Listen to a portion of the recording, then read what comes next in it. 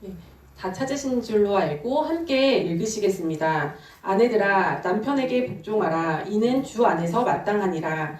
남편들아 아내를 사랑하며 괴롭게 하지 말라. 자녀들아 모든 일에 부모에게 순종하라. 이는 주 안에서 기쁘게 하는 것이니라. 아비들아 너희 자녀를 노엽게 하지 말지니 낙심할까 함이라. 종들아 모든 일에 육신의 상전들에게 순종하되 사람을 기쁘게 하는 자와 같이 눈가림만 하지 말고 오직 주를 두려워하여 성실한 마음으로 하라. 무슨 일을 하든지 마음을 다하여 주께 하듯 하고 사람에게 하듯 하지 말라. 이는 기업의 상을 주께 받을 줄 아나니 너희는 주 그리스도를 섬기느니라. 불의를 행하는 자는 불의의 보응을 받으리니 주는 사람을 외모로 취하심이 없느니라. 상전들아 의와 공평을 종들에게 베풀지니 너희에게도 하늘에 상전이 계심을 알지어다. 아멘. 제가 한번 어리석은 질문을 던져보겠습니다. 여러분들은 하루에 24시간 중에 몇 시간을 주님께 드리십니까? 그리고 또 한 가지 또 어리석은 질문을 드릴 테니까 마음속으로 한번 현명한 답을 생각해 보시기 바랍니다. 여러분은 하루에 몇 시간은 주님의 일을 하고 몇 시간은 세상의 일을 하십니까? 한번 마음속으로 생각을 하시면서 저의 어리석은 이야기를 한번 들어주시기를 부탁을 드립니다. 저는 그 몇 년 전까지만 해도 참 되게 교회를 다니지만 세상의 복을 받기 위해서 다녔습니다. 그래서 주의 일이라는 거에 대해서는 나와는 상관없는 일이라고 생각을 했습니다. 그래서 한 3년 전, 4년 전쯤에 캐나다에 갈 때만 하더라도 그때 한번 앞에 서서 말씀을 한번 전해보라고 하실 때, 한번 예배를 인도해보라고 하실 때 너무 이거는 나랑 너무 상관이 없는 일인 거예요. 그래서 나는 이런 주의 일을 할 사람이 아닌데 나는 교회를 열심히 다니고 또 11조도 열심히 드려가지고 이 세상의 복을 받고 싶을 뿐인데 그래서 주의 일은 나랑은 상관없는 일인데라는 생각의 사람이었습니다. 근데 그리고 나서 한 3, 4년의 시간이 흐르면서 참 주님께서 저한테 은혜를 주셔가지고 참 이 나그네 신앙이라는 거를 갖게 되었어요. 그래서 저의 생각이 많이 바뀌고 가치관이 많이 바뀌고 하면서 이 세상에 이 세상은 정말 잠깐 왔다 가는 곳이구나. 그리고 본향은 따로 있구나. 그래서 저 세상 복을 더 추구해야겠구나. 이 세상의 복은 참 어떻게 보면 부질없는 거구나. 이런 생각으로 저의 생각이 은혜로 바뀌다 보니까 이제 주의 일이 귀하게 여겨지는 거예요. 근데 반면에 이 세상의 일은 약간 조금 하찮게 느껴지고 부질없이 느껴지게 되는 것입니다. 그래서 정말 더 주의 일을 달려가고 싶은 마음이 굴뚝 같고 그 막 사모함과 간절함이 굴뚝 같은데 막 나도 영적으로 달려가고 싶고 또 영적으로 능력도 받고 싶고 그래서 주님의 일을 하고 싶고 복음을 전하고도 싶고 내가 또 전하는 복음이 힘이 실리기를 원하고 이런 마음이 이제 막 간절함이 생기는데 저의 현실은 제가 매여 있는 거예요. 그래서 되게 고민이 깊어졌습니다. 저의 하루 일과를 잠깐 말씀을 드리면 아침에 이제 새벽에 매일 못할 때도 있지만 나름 경건의 시간을 한 1시간 정도 갖고 그리고 나서 아침밥을 차려서 아이들을 먹이고 이제 등원을 시키면서는 회사로 바로 출근을 합니다. 그래서 출근을 해가지고 한 2, 3시까지 일하다가 퇴근을 하면서 아이들을 하원을 시키고 그래서 이제 집에 와가지고 간식을 좀 먹이고 아침에 먹었던 음식 그 설거지들을 막 하다가 이제 또 첫째 애를 태권도 학원에 보내고 이제 와서 저녁 준비를 하고 그리고 나서 또 학원에서 애를 데리고 와서는 저녁상을 밥상을 차려서 애들을 먹이고 또 치우고 그리고 씻기고 그리고 재우고 그러면 하루가 끝나요. 근데 그 사이사이에 또 막 돌아서면 또 빨래가 쌓여있고 돌아서면 청소를 해도 끝이 없이 어질러져 있고 집은 또 난장판이 돼 있는 거예요. 그래서 내가 정말 이제 주님의 일을 향해서 정말 영적인 거를 향해서 달려가고 싶은 마음이 간절함이 막 있는데 내 생활이 그게 안 되는 거예요. 직장에 매여 있고 가정에 매여 있고 애들한테 매여 있고 하다 보니까 그게 잘 안 돼가지고 제가 막 거기서 막 또 약간 제 안에서 막 갈등이 오는 거예요. 그래서 이제 한때는 또 애들은 그냥 너희들은 TV 봐라 하고 TV 틀어놓고 나는 말씀을 봐야지 하고 말씀을 애들은 그냥 TV 보라고 애들의 영혼은 그냥 방치해 놔버리고 나는 말씀을 볼래 하기도 했었고 근데 그러면서도 이게 아닌데 싶은 거예요. 그리고 또 막 항상 귀에 이어폰을 하나 꽂고 설교 말씀을 막 사모하는 마음이 있으니까 들으면서 이제 하루 종일 집에서 생활을 하는데 그러다 보면 애들이 뭐라고 하는데 못 들을 때도 있고 건성으로 대답할 때도 많게 되고 그러면 애들도 막 불만이 쌓여가는 거예요. 엄마에 대해서. 그리고 귀에서 이제 애들이 하도 시끄러우니까 음량을 막 볼륨을 크게 높이다 보니까 이게 소음으로 이제 소리로 인한 스트레스가 또 있는 거예요. 그래서 예민해지고 그래서 나는 이걸 듣고 싶은데 애들은 자꾸 요구하는 게 있고 뭐라고 얘기를 하고 대응을 해주기를 바라고 하니까 그거에 대해서 쌓이다가 막 속에서 화가 이제 일어나는 거예요. 나는 이거 듣고 싶은데 막 왜 나는 이거 말씀 들을 시간도 없고 말씀 읽을 시간도 없고 막 찬양할 시간도 없고 기도할 시간도 없어 막 이 불만이 생겨나면서 애들이 미워지기도 하고 또 이게 쌓이다가 애들한테 욱 하고 화를 내기도 하고 이러면서 이 제 모습을 살펴보게 됐어요. 그러니까 제 모습이 회사에서는 이제 회사 일이 그렇게 제가 흥미가 없는 거예요. 그리고 이게 그렇게 가치가 있는 일이라고 안 느껴지다 보니까 회사에서는 일을 최소한 하고 싶은 거예요. 최소한 하고 싶고 복잡한 일이 걸리는 거 싫고 여기서 최대한 스트레스 안 받고 그냥 기본적인 것만 하면서 기본적인 돈만 받고 싶고 막 이런 마음이 생기는 거예요. 그래서 일도 조금 대충 하지는 않지만 일을 좀 피하게 되고 그러니까 회사에서는 다른 사람들이 볼 때 제가 약간 일을 피해가는 사람, 일을 조금만 하려는 사람 이렇게 보일 것 같더라고요. 그리고 집에서의 또 저의 모습을 살펴보니까 아이들한테는 하루 종일 뭐 귀에다가 뭐를 꽂고 자기네들 얘기에는 대답도 건성건성하는 그런 엄마 그러다가 어쩌다가 욱하고 화를 잘 내는 엄마 이런 엄마로 보일 것 같은 거예요. 그러니까 나는 달려가고 싶은 마음은 굴뚝 같은데 어느 순간 저 자신을 되돌아다 보니까 내가 과연 그리스도의 향기를 풍기는 사람인가 내가 그리스도의 편지가 될 수 있는 사람인가를 보니까 그 모습과는 점점 거리가 멀어지고 있더라는 겁니다. 그래서 고민을 하게 되었어요. 어떻게 해야 되나 이 시간을 주어진 24시간이라는 시간을 주님의 일과 세상 일을 나눠서 생각을 하다 보니까 시간 간의 경쟁이 붙는 거예요. 그러면서 마음에 평화가 없고 마음에 만족감이 없고 또 항상 스트레스를 받는 그런 상황이 되는 거예요. 그래서 어떻게 해야 되나. 그래서 이 바울의 말이 참 이해 공감이 되더라고요. 바울이 처녀 총각들한테 결혼을 하는 것도 좋다. 근데 안 하는 건 더 좋다 이랬잖아요. 결혼을 안 한 사람은 오로지 어떻게 하면 주님을 기쁘게 할까 그것만 고민하게 되는데 이제 결혼을 해서 가정이 있는 사람은 어떻게 하면 남편을 기쁘게 할까 어떻게 하면 아내를 기쁘게 할까 하면서 마음이 갈라진다. 그러면서 안 하는 게 더 좋다 막 이런 말을 바울이 했잖아요. 이거는 하나님께로부터 받은 계시는 아니지만 그냥 내가 생각하기에 이렇다라고 바울이 얘기를 했잖아요. 그 말이 막 공감이 되는 거예요.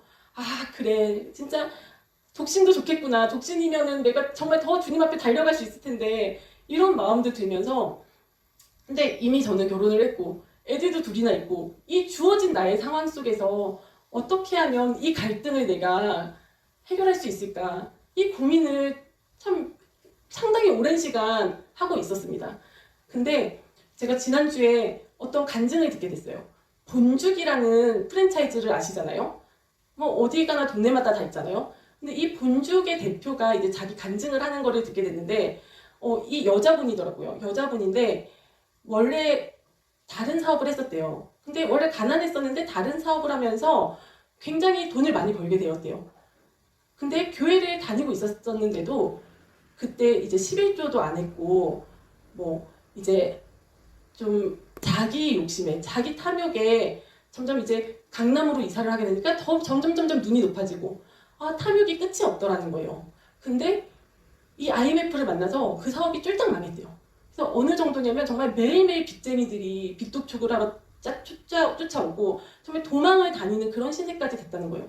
그러면서 자기가 너무 스트레스를 받고 죄책감을 느끼고 하다 보니까 정신적인 이제 문제가 생겨가지고 정신병원에 입원까지 하게 되었대요. 근데 그 당시에 아이가 3명이었는데 막내는 4살밖에 안 됐고 이런 상황에서 정신병원에 입원까지 하게 되었는데 그러다가 이제 좀 치료를 받고서는 나와 보니까 남편이 잘 나가던 남편이 호떡 장사를 하고 있었더래요. 포장마차를 이렇게 해놓고. 근데 처음에는 그 여자분이 자기가 그래도 사모님이었잖아요. 잘 나가던 사모님이었잖아요. 그렇기 때문에 갔다가 되돌아오고를 몇 번을 반복하다가 이제 그 남편하고 같이 어떤 학교 앞에서 호떡 장사를 하기 시작했대요. 그러면서 자기가 이제 호떡 반죽하는 거를 그때 배우고 훈련을 받게 되고, 또 근데 호떡 같은 이런 노점상이 단속이 워낙 심하니까 이게 할 수가 없어가지고 어떤 요리 학원에 취직을 하게 됐대요. 요리 학원에서 설거지를 하는데 그 설거지를 하면서도 이제 그런 요리 그런 레시피 같은 거를 듣게 되고 또 그 요식업에 대해서 정보들을 얻게 되더래요. 그러니까 그런 정보들을 바탕으로 해가지고 이 여자분이 이제 죽집을 열게 되었는데, 자기가 그 물질 훈련을 받으면서 정말 하루에 3만 원 벌고 5만 원 벌고 이러면서 이제 그제서야 그 3만 원 벌고 5만 원 벌고 하는 걸로 11조를 드리고 또 섬기고 이러면서 물질을 내려놓게 됐고 또 하나님을 만난 거예요. 그래서 기존에 자기가 원래 어린 시절부터 좀 불화가 있는 가정에서 자라서 이 상처가 있었고 그래서 언어가 되게 거칠었었대요. 근데 그걸 하나님께서 보게 하시면서 자기가 그 훈련받는 기간 동안에 그 내면의 쓴뿌리들을 많이 치료를 받았대요.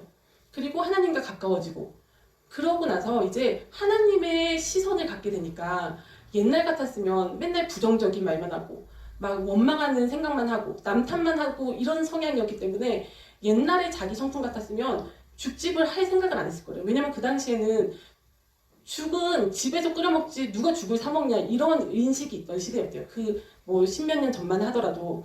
그래서 죽집이 뭐 되겠어? 이런 생각이 있었을 텐데 하나님이 자신의 시선을 바꿔주시고 나니까 어느 날 어떤 식당에서 정말 잘 차려입은 노신사 한 분이 죽을 시켜서 드시는 걸 보고 아 이거다 이거 하면 되겠다라는 생각이 들어서 죽 전문집을 열고 또 그 죽 전문집을 좀 고급스럽게 하고 또 아주 그 자기가 15가지 레시피를 막 개발을 해가지고 이제 차린 집이 본죽인 거예요. 그래서 이것이 막 정말 사람들이 처음 와서는 죽집인데 왜 이렇게 막 인테리어가 고급스럽지? 해서 놀라고 메뉴판을 보고 왜 이렇게 비싸? 하고 놀라고 또 먹어보고 너무 맛있어서 놀라는 집이 되었다는 거예요. 그래서 이 집이 이제 입소문이 나서 줄을 서서 먹는 집이 되고 또 프랜차이즈가 되고 이러면서 이 사업이 커졌다는 간증을 하더라고요. 그러면서 그 이후에도 뭐 많은 어려움이 있었고 위기가 있었고 하지만 이 사람이 이제 자기의 그 사업을 이건 내게 아니다. 이거는 주님의 사업이다. 라고 하면서 이제 아예 그 본죽을 크리스찬 기업으로 공식화해서 이제 선교 일도 돕고 하는 그런 일을 하더라고요. 그러면서 이분이 그렇다면 이 일이 있기까지 이 분이 정말 호떡 그 반죽을 하는 거 그리고 요리 학원에서 설거지를 하는 거 이것이 정말 이거는 세상 일이야 라고 할 수 있겠냐 이런 생각이 들더라고요. 그래서 이분이 또 이 죽집을 처음에 차려서 몇 년 동안은 정말 하루 종일 막 이 죽을 젓느라고 어깨가 마비가 오고 하루 종일 서서 죽을 젓느라고 하반신 마비가 올 정도로 그렇게 애를 쓰면서 그 죽집을 운영을 했는데 이것이 그러면 이거는 예배 드린 것도 아니고 찬양한 것도 아니고 기도한 것도 아니고 말씀을 읽은 것도 아니니까 이거는 세상 일인가? 라는 생각이 드는 겁니다. 그래서 그분의 간증을 들으면서 세상 일과 하나님의 일이 과연 따로인가? 나의 24시간에 주어진 시간 중에서 기도하고 찬양하고 예배드리고 이 시간만이 주님의 일인가? 라는 생각이 왔습니다. 그리고 또 어떤 다른 분의 간증을 듣게 되었는데 이분은 약사예요. 근데 약사면서 작은 개척교회의 사모인 거예요. 근데 이분의 정말 오로지 소원은 이 약국 안 하고 그 개척 교회 일만 하는 게 100% 교회 일만 할 수 있게 해주세요. 이게 그분의 소원이었대요. 그리고 이분이 약국에서 막 약사 일을 하다 보면 어떤 권사님이 오셔가지고 아니 왜 사모가 이렇게 세상 일을 하고 있어? 이 시간에 기도를 해야지. 이렇게 꾸짖고 가시는 분들도 있었대요. 근데 이분도 막 오로지 교회 일만 100% 하는 게 자기의 소원이었는데도 그렇게 기도를 했는데도 하나님께서 약국을 계속하게 하셨다는 겁니다. 그러면서 이분이 굉장히 이제 약국도 작게 구멍가게 수준으로 작게 하고 굉장히 어렵게 경제적으로도 힘들게 지냈는데 이분이 이 조제, 조그만 약국의 그 약을 조제하는 조제실에서 엎드려서 날마다 기도하고 이런 시간을, 오랜 시간을 보냈대요. 그러면서 이제 그 만나는 그 환자분들, 손님들이 이제 건강 상담을 하면은 그거를 상담해주고 정말 그거에 대해서 자기가 또 공부하고 찾아보면서 그 한 명 한 명한테 그 건강에 관해서 약에 대해서 상담을 해주다 보니까 그걸로 이제 유튜브를 하게 됐대요.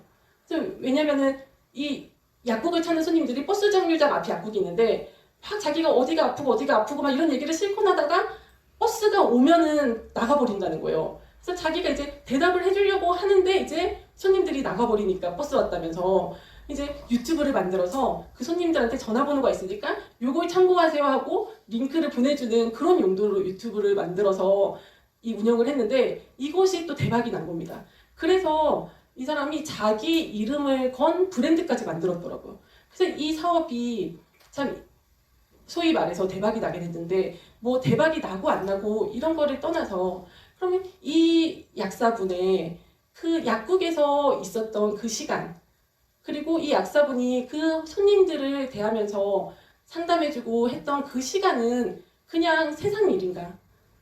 이거는 주님의 일이 아닌가? 이런 생각을 해보게 되었습니다.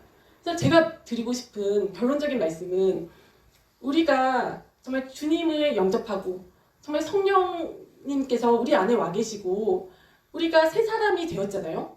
그러면 이제 우리한테는 세상 일과 하나님의 일에 구분이 없다는 겁니다. 우리가 사는 모든 24시간이 우리가 하는 모든 일들이 다 주의 일인 것입니다. 아멘이시죠? 예, 우리가 비록 회사에서 회사 일을 하고 있다고 하더라도 그 와중에 주님과 함께 할 수 있는 것이 아닙니까? 그러니까 교회에서 예배 드릴 때만 주님을 정말 초청하는 것이 아니라 우리가 사는 모든 순간순간에 정말 가정에서 내가 아이를 돌보는 그 순간에도 정말 주님 함께 해주세요라고 주님을 초청해 드릴 수가 있는 것이고 그래서 정말 그 아이들이 또 선교지잖아요. 우리 가정이 선교지가 될 수가 있잖아요. 그리고 내가 주방에서 음식을 하고 설거지를 하고 하면서도 그곳에서 주님을 초청해서 주님과 마음속으로 대화를 할 수도 있고 또 주님께 맛있게 음식 해달라고 또 기도드릴 수도 있고 하지 않습니까? 그리고 내가 뭐 사업을 하든 직장을 다니든 어떤 난관에 부딪혔을 때 어려운 일을 만났을 때 그것은 세상 일이니까 주님이 상관 안 하시겠지가 아니라 세상 일이 어디 있습니까? 그거를 통해서 또 모든 일에 주님께서 만유의 주 아니십니까? 만유의 주이신데 정말 만물을 창조하시고 모든 일들을 다 주관하시는 분이신데 어떻게 주님께서 이거는 너 회사 일이잖아 나랑은 상관없어 하시겠습니까? 그러니까 정말 우리가 매사에 정말 주님을 나의 주어진 삶 가운데서 초청하고 정말 주님과 함께 해야 될 줄로 믿습니다. 그래서 제가 고민을 막 할 때 바울이 떠오르더라고요. 바울이 정말 그 어마어마한 주의 일을 하면서도 자기 그 생업으로 천막 짓는 일을 했잖아요. 그럼 좀 의문이 들더라고요. 아니 왜 하나님은 바울을 이렇게 어떻게 보면 투잡을 갖게 하셨을까? 그냥 이런 정말 바울과 같은 이런 뛰어난 주의 종을 100% 그냥 주의 일만 복음 전하는 일에만 그 매진하도록 했으면 바울이 천막 짓는 일을 병행하면서 했는데도 이 정도 성과가 있었는데 정말 더 어마어마한 일이 있지 않았을까? 왜 더 효율적으로 이 바울을 쓰지 않으셨을까? 이런 의문이 드는 거예요. 근데 바울의 서신서에 보면은 바울이 이제 그 다른 교회들한테 편지를 보내면서 내가 정말 너희 중에 그 신앙이 어린 자들 그 영적으로 악인 자들 한 사람이라도 시험에 들지 않게 하기 위해서 내가 너희의 그 헌금을 내가 사용하지 않고 나는 나와 내 팀이 나의 선교팀이 쓸 돈을 직접 벌어서 조달을 했다라고 얘기를 합니다. 근데 그렇다고 하더라도 참 하나님에 대해서 제가 이해가 안 되는 거예요. 하나님이 왜 바울을 그렇게 천막 짓는 일까지 하게 하셨어요? 그냥 주의 일만 하게 하셨으면 더 좋았을 텐데요. 막 이 의문이 풀리지 않는 겁니다. 근데 그러다가 또 이런 생각이 드는 거예요. 각자가 정말 사명이 다르지 않습니까? 근데 바울은 한 교회를 목회하는 사명자가 아니었습니다. 만약에 바울이 한 교회만 목회하는 담임 목사 그런 사명자였다면 한 교회만을 이제 목회하다 보면 이제 성도들이 드리는 헌금을 자기가 이제 사용할 수 있었을 것 같아요. 근데 바울의 사명이 뭡니까? 유대와 또 이방의 사도잖아요. 그리고 이방의 왕까지, 임금들까지 또 복음을 전하는 사명이었습니다. 그래서 바울은 한 군데 오래 머물질 않았어요. 교회를 개척하고 떠나고 또 개척하고 떠나고 개척하고 떠나고 이렇게 했습니다. 그러면서 이제 뭐 몇 년에 한 번 다시 한번 그 교회를 방문해보고 또 편지를 보내면서 또 상담을 해주고 또 문제가 있으면 그 해결을 해주고 아니면 자기의 동역자 뭐 디모데나 디도나 누구를 파송을 해서 그 문제를 해결을 해주고 이렇게 사역을 했습니다. 그러다 보니까 바울은 자기 교회는 없었던 거예요. 그래서 자기가 개척하고 씨는 뿌렸지만 자기가 계속 물을 주고 있는 교회는 없이 어떻게 보면 순회 선교를 했던 겁니다. 그러니까 바울의 입장에서는 생업에 필요한 그 돈을 자기가 조달할 수밖에 없는 상황이었을 수도 있겠다라는 생각이 들더라고요. 왜냐면 그 당시에는 후원 계좌를 올려놓고 계좌 이체해주세요 할 수 있는 시대도 아니었지 않습니까? 그러니까 한 번은 바울이 로마의 감옥에 갇혀 있는데 그 빌립보에 있는 교회의 주의 종이었던 사역자였던 에바브로디도가 이제 바울이 쓸 돈을 이제 헌금을 걷어가지고 전해주려고 가는데 빌립보면 마게도니아거든요. 마게도니아에서부터 로마까지 가는 길이 그 당시에 얼마나 멀고 험난했겠습니까? 그러니까 그 험한 길을 가서 바울한테 도착을 했을 때 이 사람이 너무 탈진을 해가지고 거의 죽게 되었다는 거예요. 그러다가 이제 함께 기도하고 이제 하면서 이 사람이 다시 몸을 회복해가지고 다시 돌아가는 그런 얘기가 나옵니다. 그러니까 그 당시에는 이제 바울이 계속 돌아다니는 사역자였고 그렇기 때문에 이 바울한테 후원금을 전달하고 이런 것만 해도 굉장히 쉽지 않은 일이었을 것 같아요. 그러니까 바울의 그 사역이 바울의 사명이 그런 거였기 때문에 바울은 또 하나님께서 그 천막을 지을 수 있는 기술을 주신 것 같습니다. 그래서 그런 생각이 들면서 각자가 다 사명이 다르고 사역이 다르구나. 그리고 또 다니엘을 보십시오. 다니엘이 이제 자기네 나라가 망하고 성전이 무너지고 그래서 다른 나라의 포로로 끌려가가지고 다른 나라에서 이제 어떻게 높아져서 고위공직자 생활을 하는데 바울이 뭐 그 당시에 성전이 있습니까? 뭐 예배가 있습니까? 근데 바울이 그렇다고 주의 일을 안 한 것이 아니지 않습니까? 우리가 성전에 가서 예배를 드리고 그렇게 해야만 주의 일을 하는 것이 아니지 않습니까? 얼마나 그 다니엘이 큰 일을 하였습니까? 그의 삶 속에서 주어진 삶 속에서 비록 다른 나라의 노예 생활이었지만 포로 생활이었지만 그 바울은 자기의 주어진 삶 속에서 자기의 삶 100%를 주의 일을 하다 간 겁니다. 그리고 또 구약에 보면은 북이스라엘에 엘리야가 활동했던 시대에 그 엘리야랑 같이 활동했던 선지자 중에 오바댜라는 선지자가 있습니다. 이제 오바댜서라고 에돔에 대한 심판에 대해서 예언을 한 그 짧은 그 구약의 그 책을 쓴 사람이기도 한데 이 오바댜라는 사람은 그 지금으로 치면 행자부 장관쯤 했던 것 같아요. 그 당시에 북이스라엘의 왕국을 맡은 자였어요. 그러니까 엄청 고위 관직자였습니다. 근데 그 당시에 왕이 누구냐면 아합 왕이에요.